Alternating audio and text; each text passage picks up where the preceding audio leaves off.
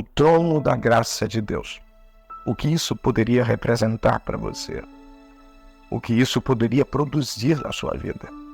Bom dia, a paz do Senhor, eu sou o pastor Hudson e aqui está começando o nosso devocional do dia 7 de julho de 2023.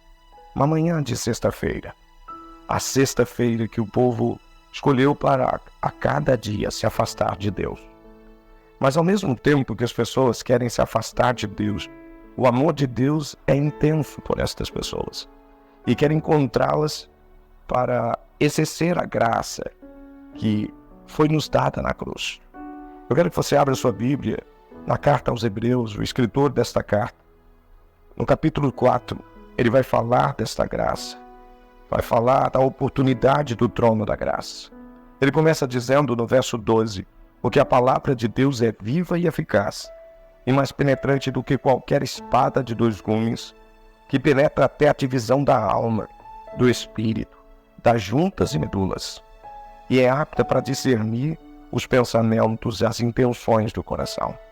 Não há criatura alguma encoberta diante dele.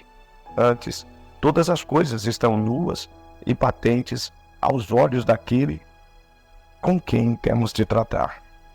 Visto que temos um grande sumo sacerdote, Jesus, o Filho de Deus, que penetrou nos céus, retenhamos firmemente a nossa confissão. Porque não temos um sumo sacerdote que não possa se compadecer das nossas fraquezas, porém, que como nós em tudo foi tentado sem pecado, mas sem pecado. Cheguemos, pois, com confiança ao trono da graça, para que possamos alcançar misericórdia e achar a graça, a fim de sermos ajudados em tempo oportuno. Queridos, o que nós podemos ver nesta palavra está bem claro. Não é qualquer um que está ofertando a graça para nós, é alguém que nos conhece, que conhece os nossos pensamentos e intenções do coração. A Bíblia está dizendo que quem está ofertando a graça, quem está ofertando a oportunidade do livramento, é alguém que nos conhece no íntimo, não aquilo que a gente passa para os outros, mas aquilo que nós somos de verdade. Quando o escritor desta carta diz que a palavra de Deus é uma espada que corta até a divisão da alma e do espírito, ele está dizendo, quem está ofertando a graça, no final do texto ele vai dizer desta graça, é alguém que vai até lá no profundo, aquilo que nós estamos escondendo, e ele diz, nenhuma criatura ficará encoberta diante dele o que ela pensa ou o que ela faz. É interessante ele dizer que nós acertaremos contas disso. E porque nós vamos acertar contas de nossas atitudes, mesmo que elas estejam encobertas, ele está oportunizando a graça para nós. Ele continua dizendo, o que você pensa, como você pensa que escapará? Você precisa entender a gravidade do que você faz, do que você pensou, do que você planejou e o que isso pode trazer de graves consequências para uma eternidade que se aproxima de nós. Agora preste atenção no que ele diz. Nós não temos qualquer sacerdote. Nós temos um sacerdote que tem todo o poder.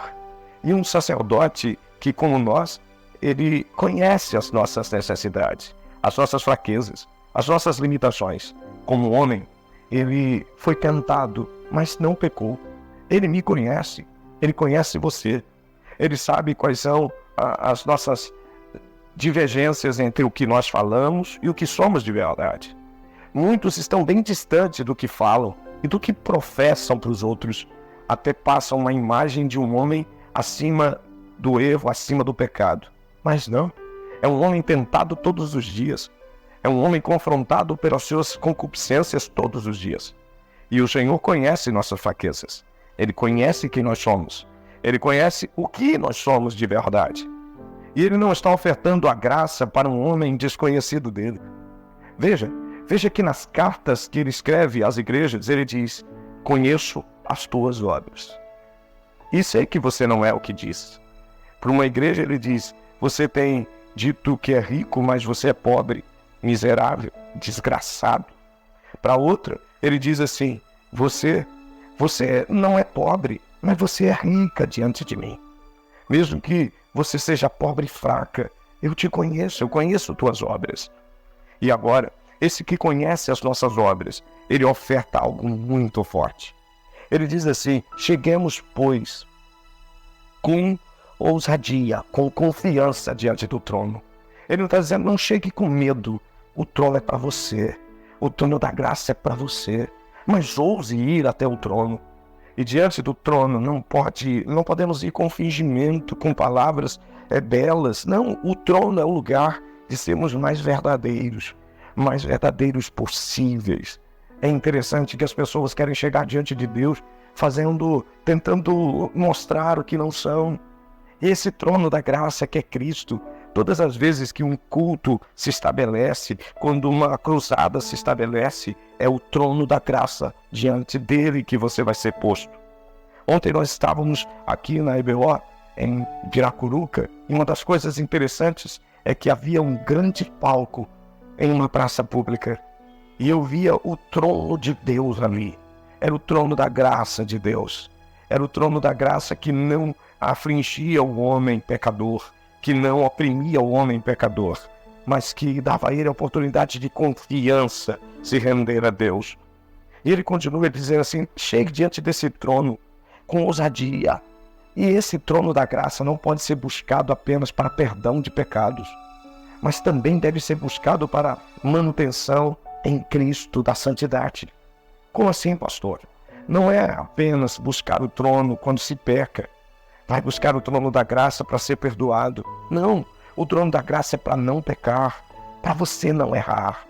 Veja, ele diz assim: busque este trono da graça, a fim de que você possa ser ajudado em tempo oportuno.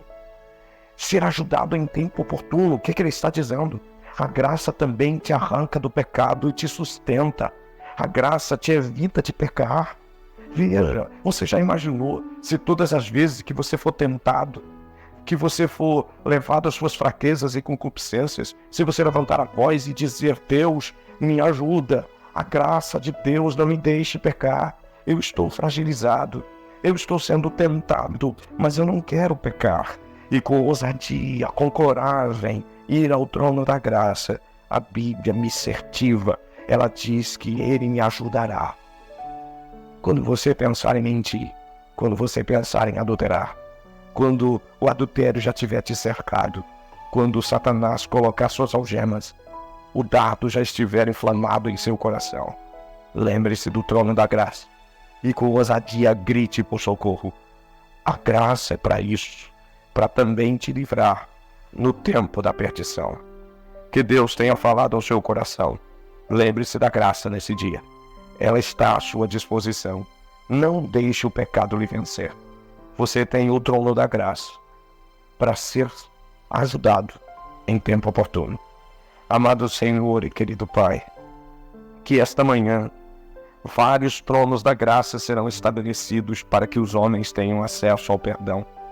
Pessoas que vão passar do nosso lado, e serão o escape de Deus para os momentos de pecado.